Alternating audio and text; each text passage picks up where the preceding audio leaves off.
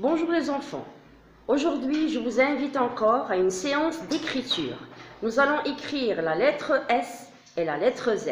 Regardez avec moi la lettre S en majuscule. Regardez comment on fait le tour et on descend.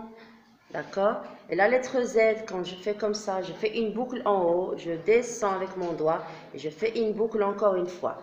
Et sans oublier le petit trait incliné au milieu.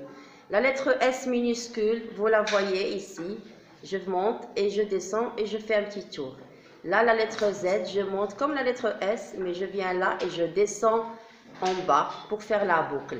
Donc, voici la grande écriture de la lettre S en majuscule et Z, et la lettre S et Z en minuscule. Nous passons maintenant à la position des deux lettres, mais dans des interlignes. Lorsque je dois les écrire sur mon cahier, comment je dois faire pour respecter les interlignes et garder les bonnes mesures et la taille des lettres. Regardez, nous sommes le mardi 17 novembre 2020, une séance d'écriture. Bien sûr, je laisse, regardez la ligne rouge, je laisse un seul carreau pour écrire écriture, mais 3 carreaux pour écrire la date. Je reviens à la ligne, j'écris la lettre S en minuscule, regardez. Vous voyez une seule interligne dans le S et 3 interlignes dans la majuscule. Majuscule, ça veut dire grand. Minuscule, ça veut dire petit. Donc déjà, le mot minuscule, ça veut dire petit. Donc je dois écrire petit, mais je dois garder la même mesure lorsque je vais utiliser le S dans des mots ou bien dans des phrases. Je ne change pas la taille du S. Il garde toujours une seule interligne. Et le S majuscule, toujours garde les 3 interlignes. Donc c'est une mesure et c'est des tailles qui sont pour toujours, pas seulement pour aujourd'hui et après je change la taille. Donc en français, les lettres ont des mesures et des tailles exactes, on ne les change jamais.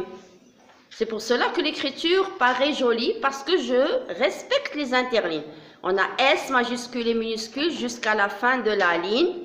Ensuite je descends, bien sûr je saute la ligne dans mon cahier, mais ici sur le tableau, si je saute la ligne, j'aurai pas de place. Mais vous sur votre cahier, vous sautez la ligne. Regardez une chemise, regardez la lettre H, 3 interlignes. Et les autres lettres, regardez, c'est la même taille, une seule interligne.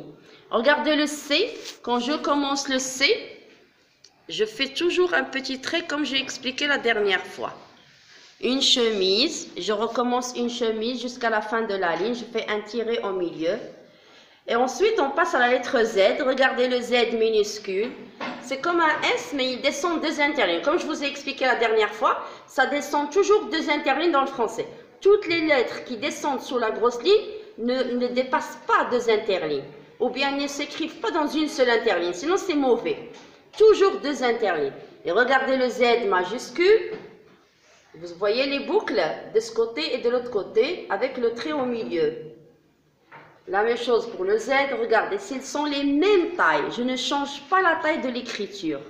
Je respecte la taille des lettres, de la même façon jusqu'à la fin de la ligne. Je reviens encore à la ligne, je saute la ligne et j'écris un ZO. Regardez le ZO, voyez le Z, toujours 2 interlignes en bas, une seule interligne en haut. Et je vous fais le rappel du O que nous avons vu la dernière fois. Le O, regardez la petite boucle vers le haut. Jamais le haut n'a la boucle vers le bas. Si vous le faites vers le bas, ça devient un A. Il faut toujours garder la boucle vers le haut. Ceci pour un zoo. Ensuite, on passe à la phrase. Zoé porte un vase. Vous remarquerez la majuscule au début, le point à la fin comme toujours.